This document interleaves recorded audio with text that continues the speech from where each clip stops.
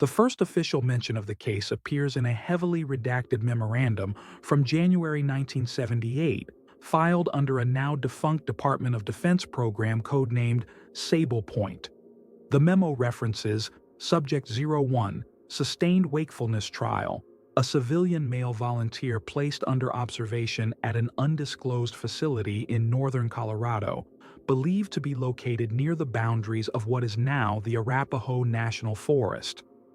The subject's name is never used. He is referred to only as O1, or later in marginalia, the man who never slept. The document specifies that the experiment was initiated under joint supervision by a behavioral resilience task force, with funding routed through a shell organization connected to the CIA's Office of Scientific Intelligence. The program's stated goal was simple, at least on paper: to study the limits of human endurance without sleep, tracking the psychological and physiological effects over extended periods. But the early notes suggest something far more ambitious. Among the redacted lines, faint traces of typewritten text remain legible. Secondary objective: monitor macrolegible cognitive anomalies, anomalous awareness, threshold breach. The trial began with O1 confined in a sealed observation room, monitored by medical personnel and cameras. For the first 5 days, the reports describe only the expected signs of fatigue: slowed reflexes, slurred speech, mild paranoia. But by day 8, the tone of the log shifts. One entry, attributed to a staff psychologist, notes, EO1 shows no measurable microsleeps despite standard indicators. Pupil dilation abnormal.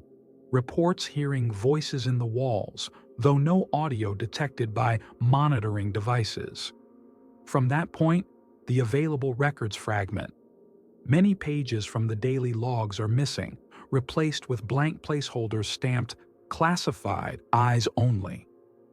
What remains hints at escalating anomalies. On day 12, technicians reported that EO1's vital signs stabilized inexplicably, as though his body had adjusted to the total absence of rest. He stopped eating regularly, but showed no weight loss.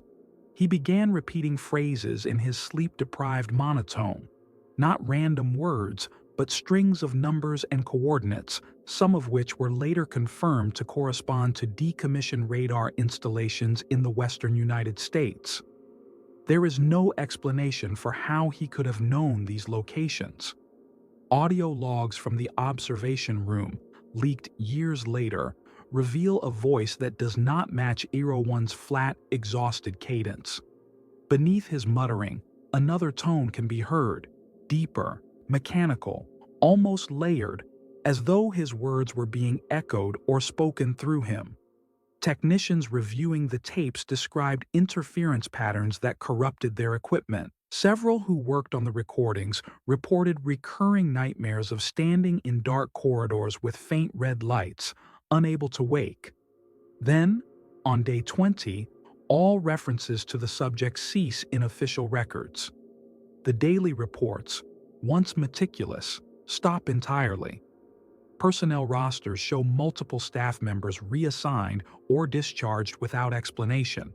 A single handwritten note, scrawled on the inside cover of one of the surviving binders, reads, "Observation room unsealed.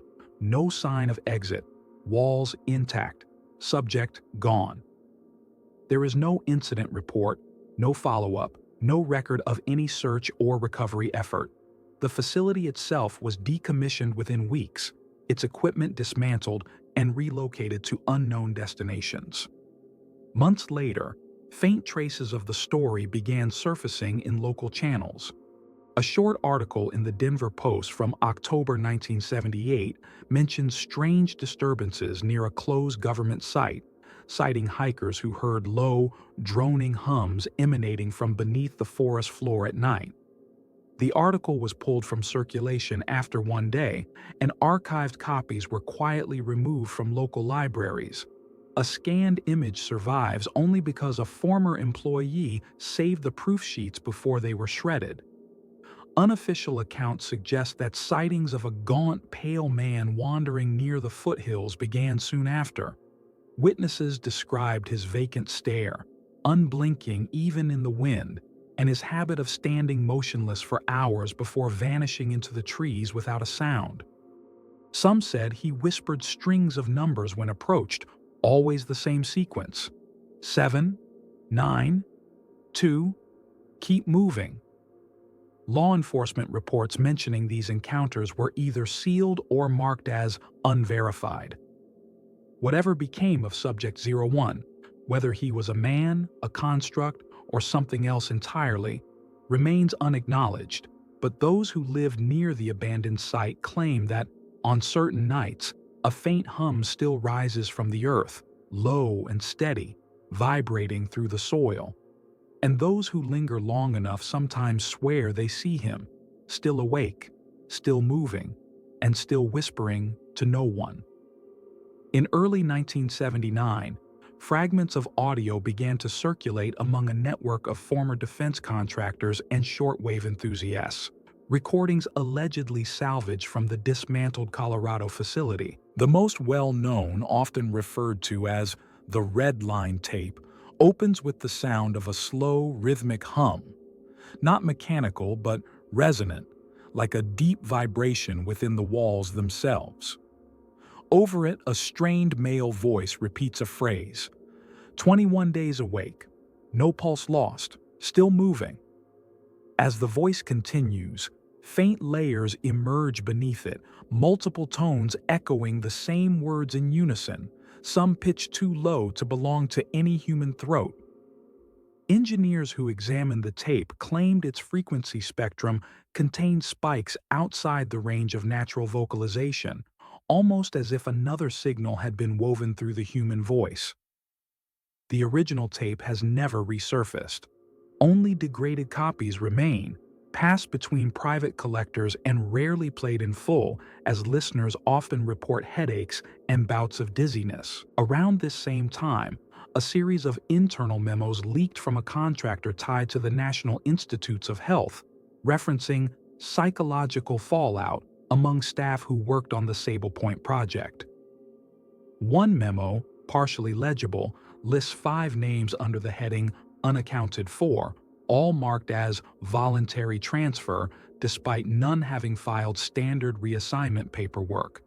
Another section notes that 2 surviving staff psychologists reported persistent auditory hallucinations, a soft, male whisper that would recite coordinates in their sleep, sometimes waking them at the same time every night. 3:14 a.m. One of the psychologists, Dr. Lydia Kane, left behind a journal entry before her disappearance in April 1979.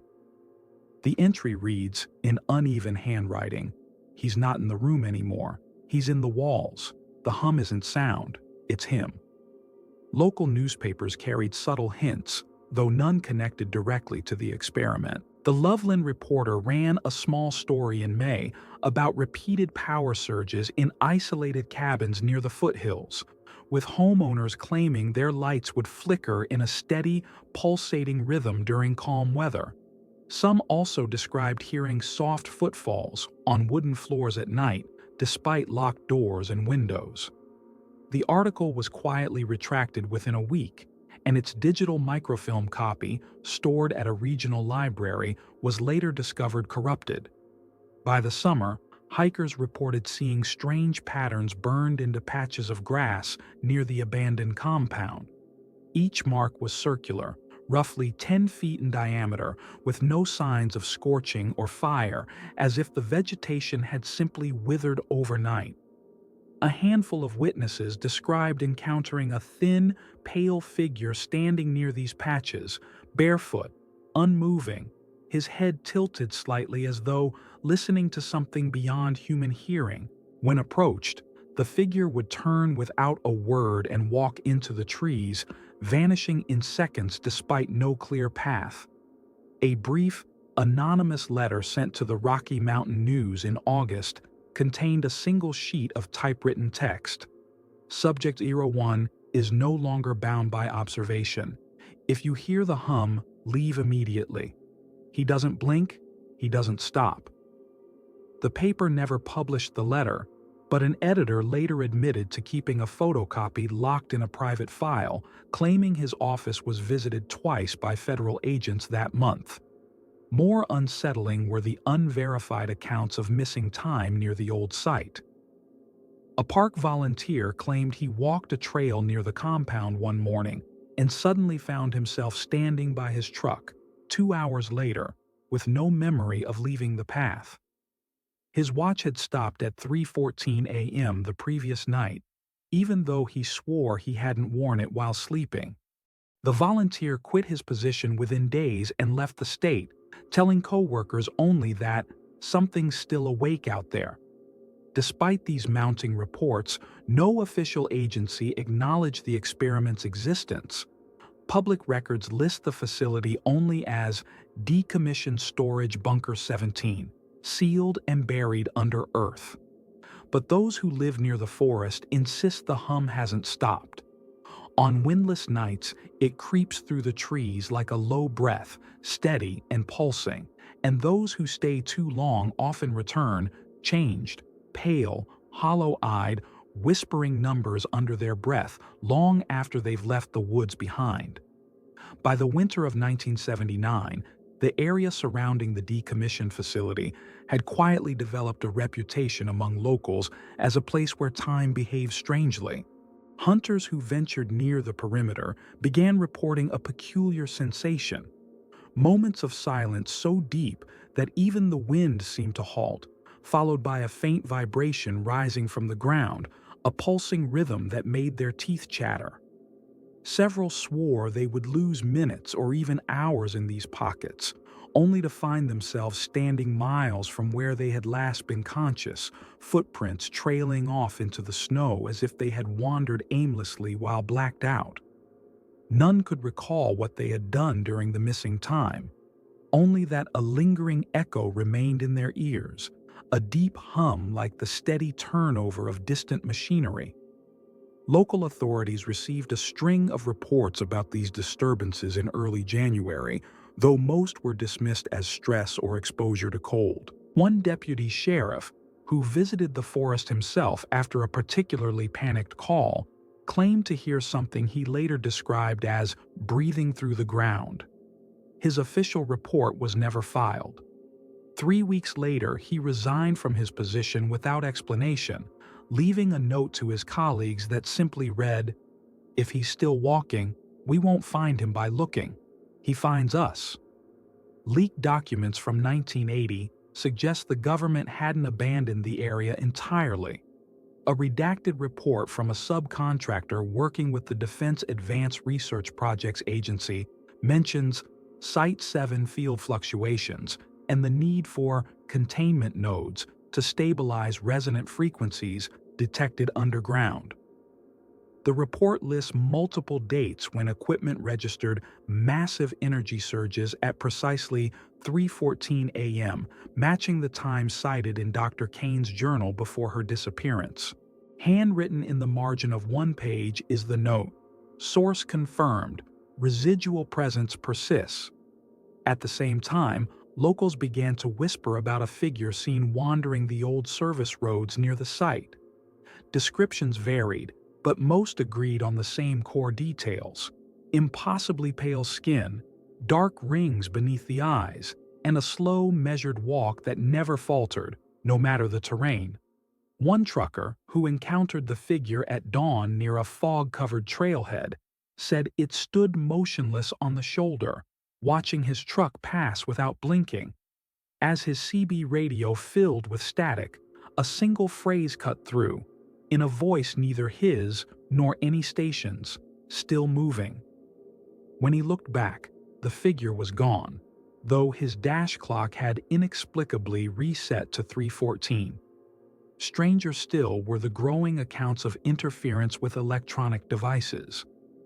Hikers complained that their watches, cameras, and radios would fail near certain ridgelines, only to start working again after they left. A Colorado State University research team tasked with studying the area's geomagnetic properties recorded inexplicable bursts of infrasound deep below the forest floor, the type of frequencies known to cause nausea, panic, and auditory hallucinations in humans.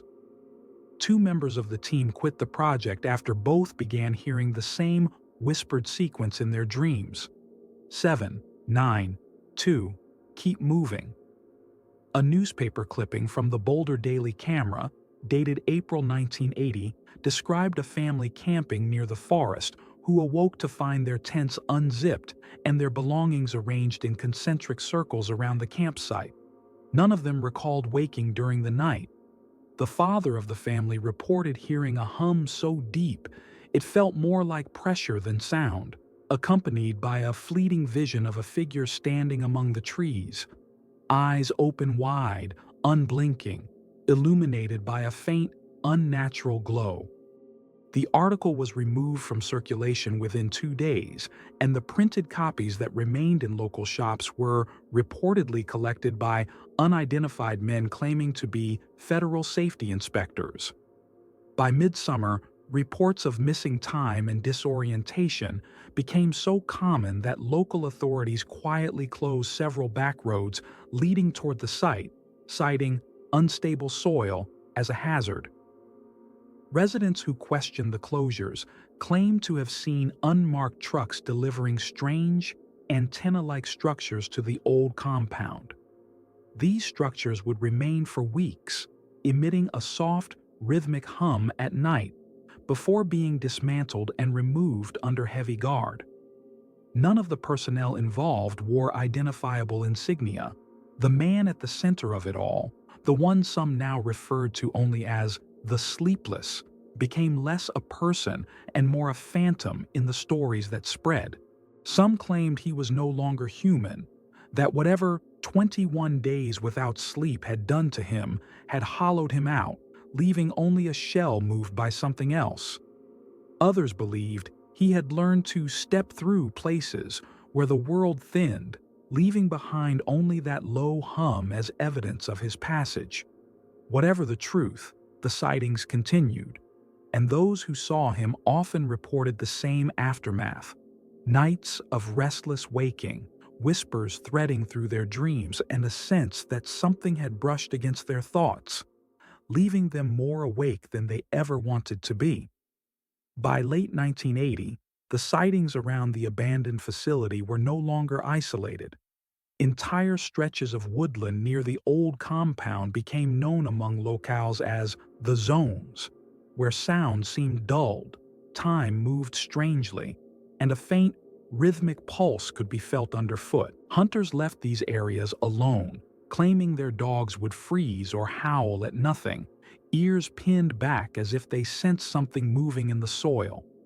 One local, a retired surveyor, documented how his compass would spin wildly near a cluster of dead trees north of the compound, the needle jerking in sharp, unnatural movements as if pulled by something beneath the ground. His written notes, later discovered in his attic by his son, ended with a single line scrawled in pencil: "It isn't wind, it's him, still walking." Unverified but persistent accounts began to appear from those who lingered near the site after dark. Several campers described hearing a man's voice whispering from different directions at once, always repeating a sequence of numbers, usually 7, 9, 2, or, less frequently, 3, 14. The voice would grow louder as the hum beneath the earth intensified, until those who stayed too long reported a sudden blackout. When they woke, they would find themselves miles from their original campsite, their belongings rearranged or missing entirely. Some noticed shallow impressions in the ground around them, as though a barefoot figure had circled them repeatedly while they were unconscious. In January 1981, a brief, heavily redacted dispatch surfaced in an internal NSA bulletin, mentioning continuing Site 7 anomalies and a recommendation for auditory masking operations to limit civilian exposure. The bulletin noted resonant frequencies escalating during low barometric pressure, a phenomenon consistent with several witnesses' reports of the hum intensifying before storms. Handwritten in the margin of one copy, the only surviving version, was a phrase circled 3 times. Subject persists outside parameters. Analysts who studied the document later speculated that subject referred to the man from the original experiment, though the official record still lists ERO 1 as location unknown, presumed neutralized. The stories became darker that spring. 2 backpackers were reported missing near a ridge close to the original compound. When their bodies were eventually recovered, no signs of animal attack or external trauma were present. Their expressions were described as locked in a state of extreme wakefulness, eyes wide open, pupils dilated, their muscles unnaturally rigid. Toxicology reports, never released publicly, were rumored to show traces of a chemical compound associated with experimental stimulants used by military programs in the 1970s. Local deputies who handled the recovery refused to speak of the incident, with one resigning shortly afterward and moving out of state. Unmarked helicopters began appearing above the tree line during these months, flying without running lights and circling specific parts of the forest before disappearing to the north. Residents living nearby reported strange malfunctions during these overflights, clocks stopping, radios picking up bursts of distorted voices, and televisions flickering with static even when unplugged. A grainy photograph taken by a farmer shows 3 helicopters hovering in formation above a fog-covered clearing, their silhouettes faint against the dusk.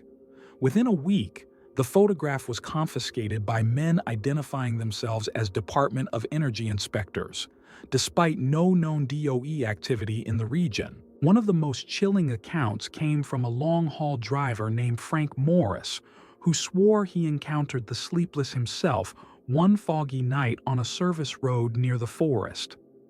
Morris claimed the figure appeared suddenly in his headlights, gaunt, unmoving, eyes unblinking even as the truck screeched to a halt just feet away. Morris said the man opened his mouth as if to speak, but no sound came out. Instead, the hum of the ground rose sharply, vibrating through the steering wheel and dashboard. Then, without taking a step, the figure seemed to fade into the mist, leaving behind only the echo of a voice inside Morris's cab, whispering, "Stay awake." After the encounter, Morris reportedly stopped sleeping for 3 days, unable to close his eyes without violent jolts of fear. He began hearing faint whispers in his motel room at night, repeating strings of numbers, and claimed he could feel footsteps pacing near his bed even when he was alone. On the 4th day, he checked out without paying, leaving his rig behind. His wallet and personal belongings were later found neatly arranged on the driver's seat, but Morris himself was never located. The rig was towed and sold for scrap within a month, its logbook missing. By the end of 1981, the forest surrounding the compound had been fenced off entirely, with warning signs citing chemical contamination. Locals knew better. There were no cleanup crews, no machinery, just empty roads, unmarked vehicles, and a low hum that could still be felt through the soles of your boots if you dared to stand too close to the barrier. And on windless nights, those who lingered long enough claimed to see him at the tree line, motionless, head tilted slightly, as if listening, waiting for anyone who was still awake. By early 1982, the government presence around the fence perimeter had grown more deliberate. Locals reported seeing unmarked black trucks with covered windows stationed at trailheads, their engines idling without headlights as night fell. Armed men, dressed without insignia, patrolled the dirt roads leading to the old compound, warning off anyone who lingered too close. Residents who ignored the warnings often returned home to find their phones emitting bursts of static before ringing with no one on the line. More than one person claimed to hear faint whispers bleeding through their receivers, repeating the same phrases reported in earlier encounters. 7, 9, 2. Keep moving. Stay awake. A set of leaked field logs, allegedly from a Department of Energy subcontractor, revealed a disturbing escalation. The logs describe teams deploying resonance-dampening devices near the compound, tripod-mounted emitters designed to disrupt low-frequency vibrations. Yet the entries show repeated failures, with equipment either shutting down unexpectedly or broadcasting the same rhythmic hum they were meant to neutralize. One log, dated March 3, 1982, ends with a hastily scrawled note in the margin. It's not in the ground, it's using the ground. The author of the note, a field technician identified only by initials, never signed another log after that date. His employment records list him as retired, though no official paperwork exists confirming a severance. In April, 3 members of a wildlife survey team vanished while documenting elk migration near the restricted forest. Their radio transmissions, later leaked through an anonymous source, capture a chilling sequence of events. One of the men can be heard whispering urgently, "There's someone in the trees, not moving, eyes open." The others confirm seeing the figure, followed by the distant rise of the hum, loud enough to distort the transmission. The final words are a panicked plea. "We're not supposed to hear this. He's behind us." The signal cuts off in mid-sentence. Their vehicle was found days later with the keys in the ignition, headlights casting a faint green glow despite a drained battery. No bodies were ever recovered. Newspaper reports from nearby towns began noting unexplained cattle deaths in the surrounding areas. Ranchers described their animals found in rigid postures, eyes wide open, as if frozen mid-motion. There were no wounds or signs of struggle, but the ground near the carcasses often bore shallow impressions. Barefoot, human-sized, circling each site in a wide arc. Local authorities blamed contaminated water, but autopsy results, quietly leaked, showed no toxins. Instead, muscle fibers appeared hyper-contracted, as if the animals had been locked in a state of extreme alertness at the moment of death. One particularly unsettling document, rumored to be an internal memorandum from the NSA, began circulating in conspiracy circles by late summer. It referred to a residual cognitive echo persisting around Site 7, detectable through both audio and infrared monitoring. The memo suggested that prolonged exposure led to wake state interference in humans, including insomnia, auditory hallucinations, and compulsive repetition of numeric sequences. A chilling line at the bottom of the page, scrawled in pen, read, "EO1 not neutralized. 01 is the echo now."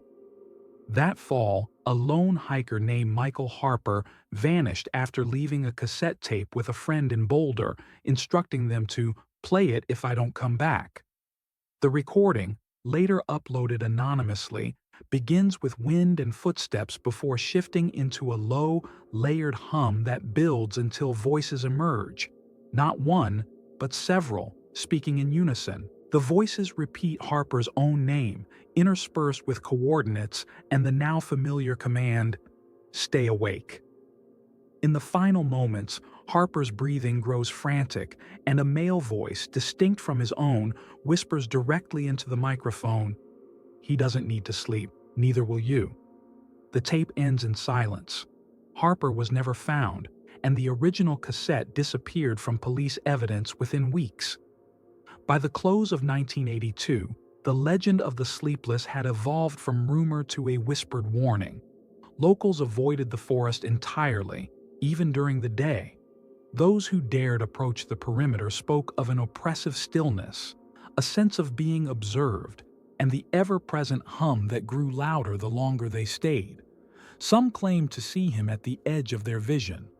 Tall, thin, unmoving, head slightly tilted as if listening not to the world around him, but to something beyond it. The old compound remained sealed, its fences reinforced, the trees beyond eerily still even on windy nights. and though no official record acknowledges his existence, those who live nearby claim that if you linger too long, the hum finds you. It starts soft, beneath your feet, growing in your bones until you realize it isn't just sound at all. It's the rhythm of something still walking, tireless and unseen, waiting for you to close your eyes. By the beginning of 1984, the area around the old Colorado compound had stopped feeling like part of any natural landscape. Locals began referring to it as the Silent Mile, a stretch of woodland and service road where sound thinned unnaturally and where travelers felt a faint pull as though their thoughts lagged a second behind their bodies. Even seasoned hunters refused to cross its borders. One man, a trapper who lived alone on the outskirts, described walking through the edge of the zone at dusk and hearing his own footsteps echo seconds after he stopped moving, as if something else were pacing just behind him, mimicking his stride. He left his cabin 2 days later and never returned, his belongings packed neatly, his rifle left behind on the kitchen table. Leaked aerial photos from that spring revealed new activity around the decommissioned site. The images, later traced to a civilian contractor for the National Reconnaissance Office, show several unmarked structures resembling communications arrays erected within the fenced perimeter. Each was roughly 20 feet tall, arranged in a wide circle, with cables leading into the earth.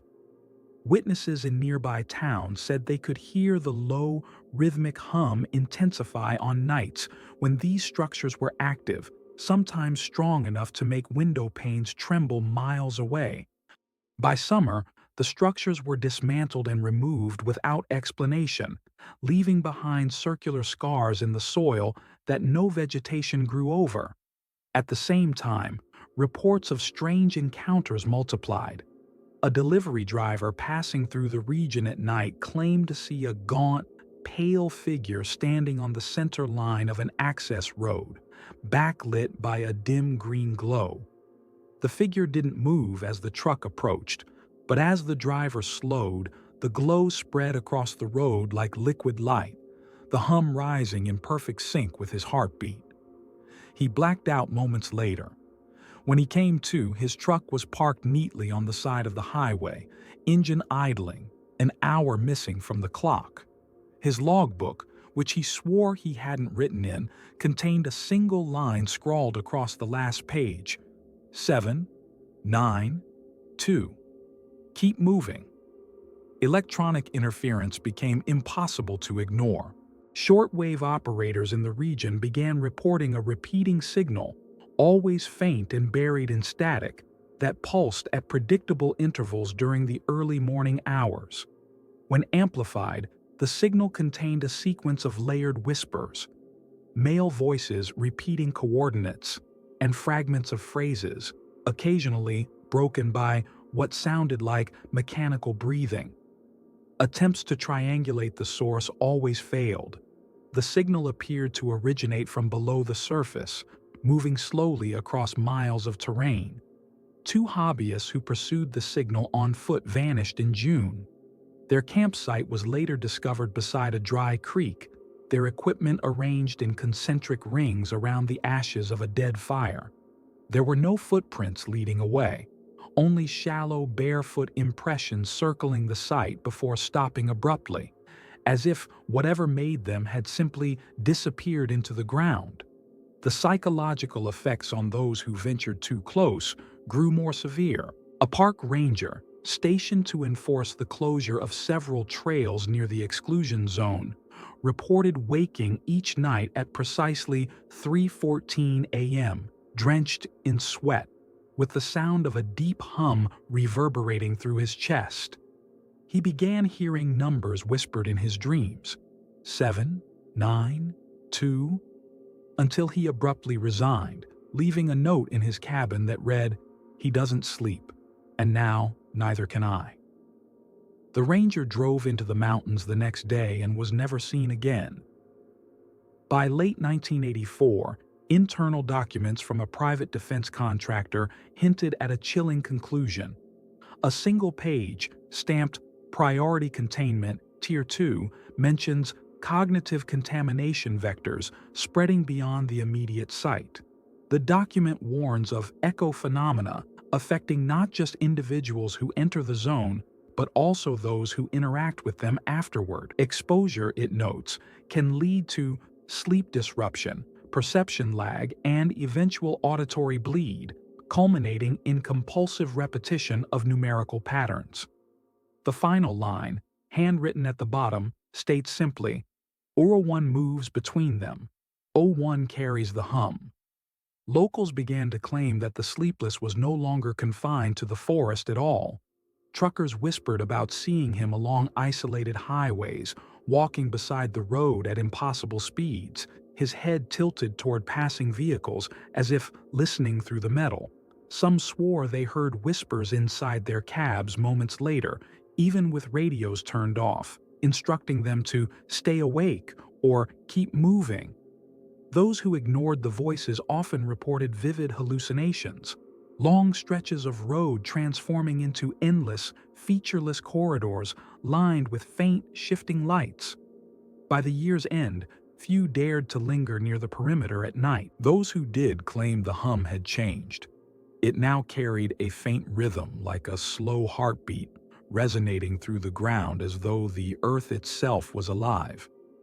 And on certain windless nights, those who watched closely swore they could see him moving through the tree line, not walking, but gliding, pale eyes unblinking, each movement perfectly in sync with that steady pulse, as if every step was part of something far larger than a man who simply refused to sleep.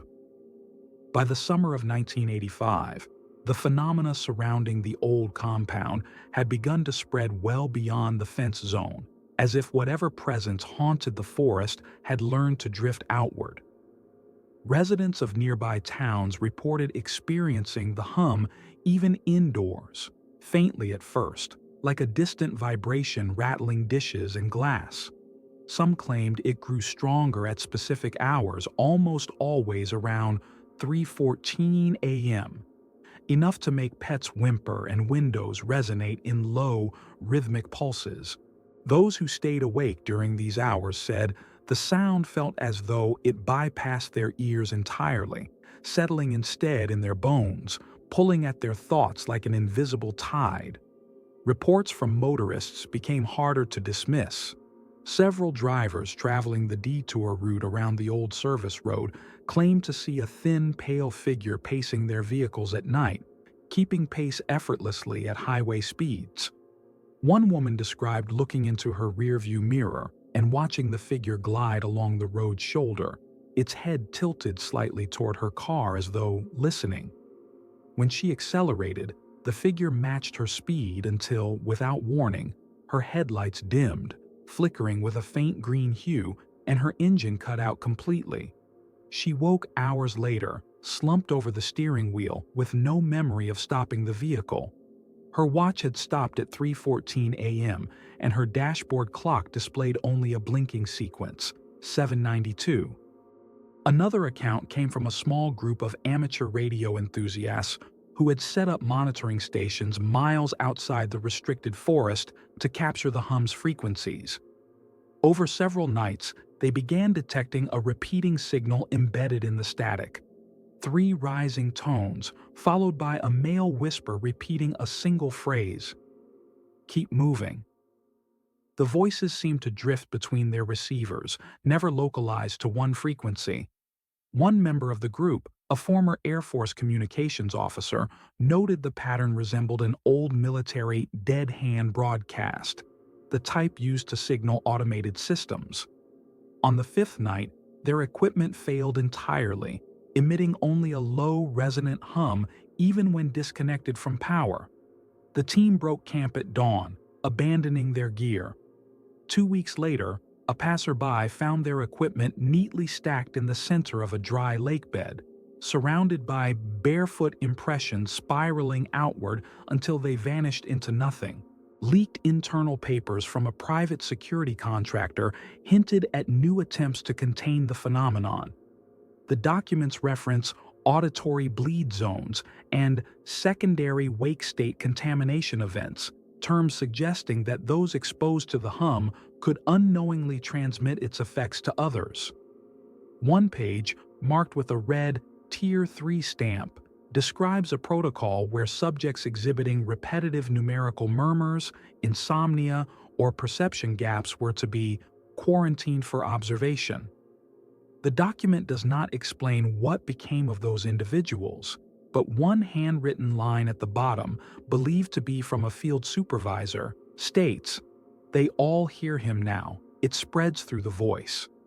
Personal accounts grew more unsettling as the year went on. A teacher from Fort Collins reported hearing whispers in her home at night, though she lived more than 30 miles from the exclusion zone. The voice, always male and calm, would repeat coordinates she didn't recognize, interspersed with the soft, deliberate phrase, "Stay awake." The teacher began suffering from night terrors, waking at precisely 3:14 every morning, often to find her belongings rearranged into perfect, concentric patterns on the floor. She took a leave of absence and left the state. Months later, her house was purchased by an undisclosed buyer and left empty, the windows blacked out. Truckers who still passed through the region began to share warnings over CB radio. They claimed that if the hum started to match the rhythm of your heartbeat, you needed to keep driving no matter what you saw on the road.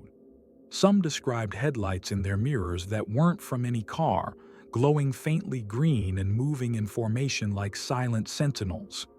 A handful recounted voices bleeding through their radios, not just whispers, but commands layered over bursts of static. "Column complete. Stay in motion." Those who slowed down or pulled over often reported blackouts, waking hours later parked in strange locations with no sign of the road they had been traveling. By the year's end, the Sleepless himself was no longer seen only near the forest. Several long-haul drivers described spotting him in places far beyond Colorado, standing motionless at desert rest stops in Utah, gliding along abandoned roads in Nevada, and, in one report, appearing in the reflection of a diner window in Wyoming, despite no one standing outside. Witnesses who made direct eye contact with him often began murmuring numbers in their sleep within days, waking at the same precise time each night. Some were later taken by unmarked officials for medical evaluation and never returned. Whatever the man had become, whatever 21 days without sleep had made of him, it was no longer confined to the shadows of a single forest. The hum traveled now, carried by voices, radios, and the earth itself. And those who stayed awake long enough to hear it all the way through claimed they could sense him nearby, gliding soundlessly along a road no one else could see, whispering the same words over and over as the world around them seemed to stall. "Keep moving. Don't close your eyes. Not yet." By early 1986, the hum had begun infiltrating places where it had no reason to exist. Families living in towns over 50 miles from the original exclusion zone reported waking to their houseplants trembling, drinking glasses resonating faintly, and radios activating without power, hissing with static before a calm, male voice whispered sequences of numbers into their kitchens. Some claimed the voice would address them directly, repeating their names in an unchanging monotone, followed by the familiar command, "Stay awake." Those who heard it often developed a strange affliction. They could not sleep for more than a few minutes at a time, jolting awake at 3:14 each night with the sensation of someone pacing around their bed. A set of field notes, supposedly leaked from a defense contractor monitoring the phenomenon, suggested the hum was no longer limited to the ground or the air. The notes describe cognitive propagation events, cases where individuals exposed to the hum began transmitting similar low-frequency vibrations themselves, detectable on specialized instruments even when asleep. One chilling entry mentions a subject who, while unconscious, began whispering the exact same number strings documented near the site, despite having never been there. The report concludes with a single recommendation: quarantine all second-generation carriers. Do not attempt direct retrieval of O1, he moves through them. Sightings of the sleepless became increasingly surreal. A highway patrolman in New Mexico, hundreds of miles from Colorado, swore he saw a gaunt, pale man standing beneath a highway overpass at 2 a.m. The figure's eyes reflected a faint green glow in his spotlight, though no animals or retroreflective material were present. When the patrolman approached, his cruiser's engine died and the hum rose from beneath the concrete, vibrating through the asphalt itself. He lost consciousness, waking in his car at dawn with his radio hissing a single repeated phrase: 7, 9, 2, keep moving. The incident report he filed was later redacted, with entire pages blacked out under national security exemptions. Other encounters hinted that 01 no longer traveled alone. A pair of long-haul drivers on Interstate 80 described seeing not one but 3 pale figures gliding along a ridge parallel to the road, their movements perfectly synchronized, their heads all tilted in the same direction as if listening to something only they could hear. One driver captured audio from his CB during the encounter, a layered series of voices, male and female, repeating the words "column complete," "maintain motion." The recording cut abruptly, replaced by a deep droning hum that reportedly damaged his CB permanently.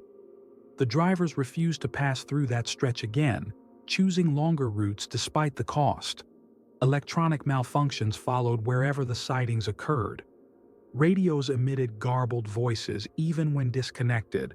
Compasses spun erratically, and watches froze at precise times, most commonly 3:14 a.m. or 7:92, a time that doesn't exist.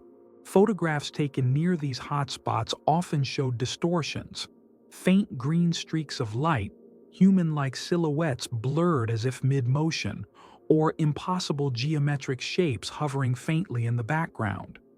Nearly all original negatives disappeared after federal personnel visited photographers under the guise of equipment inspections. A local station in Wyoming, KRDV, aired a late-night call-in segment in March where multiple listeners described the same unnerving dream: endless roads lined with dim, hovering lights, and a sensation of being pulled forward by something just out of sight. Several callers claimed they saw the sleepless gliding alongside their vehicles within the dream, his eyes wide and unblinking, mouthing numbers they couldn't hear but somehow still understood. The segment was cut mid-broadcast, replaced by an emergency test tone. When the station returned to air, no mention was made of the interruption, and the show's host was quietly reassigned. One of the most chilling artifacts to surface that year was a shortwave recording shared among a handful of former intelligence analysts. The transmission began with overlapping voices whispering the familiar command, "Stay awake," before dissolving into a strange, mechanical rhythm like gears or pistons moving beneath layers of static. At the 30-second mark, a new voice emerged, deeper and inhuman, repeating slowly, "He moves between. You are already part." Audio specialists claim the recording contained embedded frequencies capable of inducing mild hallucinations, though most copies were erased shortly after circulating. Those who kept theirs reported recurring sleep paralysis accompanied by the sound of slow, deliberate footsteps pacing just beyond their rooms. By late 1986, even those who had never ventured near the forest began to whisper of the sleepless as if he were no longer a man at all. But something diffused through sound, signal, and thought. Towns on the edge of the Rockies adopted curfews not for safety, but to keep people from lingering outside during the silent hours when the hum was strongest. Those few who stayed up to listen swore they could feel him nearby, gliding, tireless, whispering through radios and walls alike. And for reasons no one could explain, many began waking on their own at the same impossible time, staring into the dark as the faint, pulsing rhythm of the hum carried through the floorboards, like the heartbeat of something far below the earth, still moving, still awake. By 1987, the phenomenon no longer felt like a contained mystery tied to the forest or even to Colorado. It had begun appearing sporadically across the western United States, in deserts, mountain passes, and empty highways where no one had ever heard of Sable Point. Truckers whispered about entire stretches of road going silent, engines dimming without cause, and headlights flickering with that same faint green hue. Those who kept driving often reported time distortions, arriving hundreds of miles ahead of schedule, their fuel gauges reading empty despite traveling far less distance than their odometers suggested. Others vanished completely, their rigs later found idling on empty roads, doors open, dashboards blinking cryptic numbers where clocks should be, 314, or, more often, 792. An unverified but widely circulated report from a regional FEMA liaison suggested the federal government had created a covert task force dedicated solely to tracking VUO1-related phenomena. The report, allegedly written for internal circulation, described ERO-1 not as a missing human subject, but as a distributed event state, something that could manifest anywhere sound, static, or certain frequencies overlapped. It referenced clusters of humanoid projections, figures identical to the sleepless scene gliding silently in formation along isolated roads, and warned that their presence preceded large-scale wake disruptions in local populations, including mass insomnia, auditory hallucinations, and synchronized blackouts. The document's final page, handwritten and unsigned, contained a stark line. "It isn't him anymore. It's everything he carries." More disturbing were the new forms of contact. Shortwave hobbyists intercepted layered broadcasts on civilian bands, composed of overlapping male and female voices whispering commands, "Stay awake, keep moving, column complete." Some claimed to hear their own names buried faintly in the static, though no two recordings ever captured the same names. A few who listened too long began suffering from nosebleeds, violent migraines, and an inability to sleep without hearing footsteps in the walls or a steady mechanical breathing beneath their floors. Most destroyed their recordings, but not before noting a curious pattern. The voices always began and ended on the same repeating sequence: 7, 9, 2. Several small-town newspapers reported bizarre incidents, though none stayed in print long. One piece from a Nevada weekly described an abandoned diner on Highway 50, where travelers woke to find all the clocks on the premises stopped at 3:14 a.m., despite working batteries, and their vehicles arranged in a perfect circle around the parking lot, headlights dimly glowing green, even though none had been left running. The story was pulled the next day, and the diner itself was burned to the ground within a week by parties unknown. First-hand encounters spread beyond whispers. A college student hiking near the Utah border claimed she saw 6 figures gliding across a dried lake bed at twilight, their bodies blurred at the edges as though flickering. She described the hum building in her chest until she collapsed. When she awoke, her watch displayed 7:92, and her tent, phone, and camera had been stacked in a neat spiral around her sleeping bag. Though she left the area immediately, friends said she began murmuring strings of numbers in her sleep afterward, waking every night at 3:14 sharp. She was eventually taken to a specialist facility by unnamed officials and never contacted her family again. By the end of 1987, sightings of the sleepless, or what he had become, had merged into something far larger. People spoke not of a single man but of a column, a procession that moved outside of time, appearing on roads and ridges, pacing highways and deserted industrial parks, sometimes as one figure, sometimes as many. Their heads tilted as though listening to some hidden frequency only they could hear.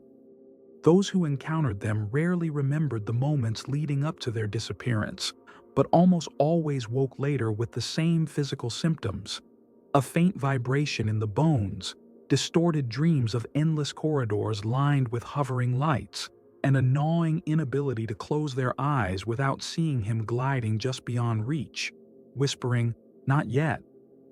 Government silence only deepened the terror.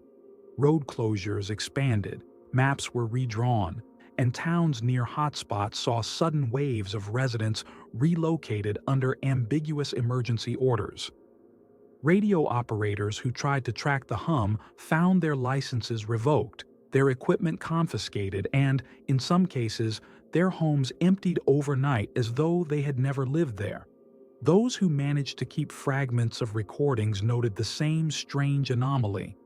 Each audio file, when analyzed, contained faint background pulses resembling a heartbeat, slow, deliberate, and growing louder the longer the file was played.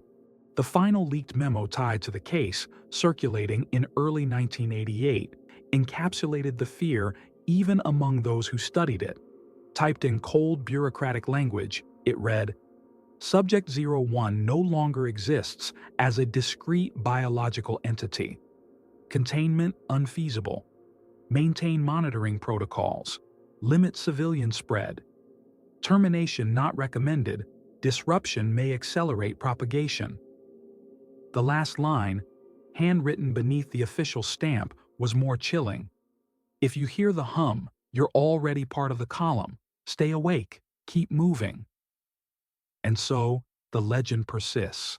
A man who hasn't closed his eyes since 1978, no longer bound by flesh, carried forward by sound, by static, by the rhythm of something far older than any experiment. Those who claim to hear the hum now, whether in the mountains, deserts, or cities, all describe the same thing when pressed: a flicker of pale figures at the edge of vision, a low vibration crawling up through the ground, and the faint, calm whisper that threads through their thoughts long after the sound fades. Not yet, not yet. And if, in the dead hours of the night, you wake to find your clock frozen on 3:14, the air unnaturally still and a steady pulse vibrating beneath your feet, there's only one piece of advice the few survivors can give. Don't stop. Don't close your eyes. And if you hear him whisper, keep moving. Because once you hear the hum, you're already marching with the column, whether you realize it or not.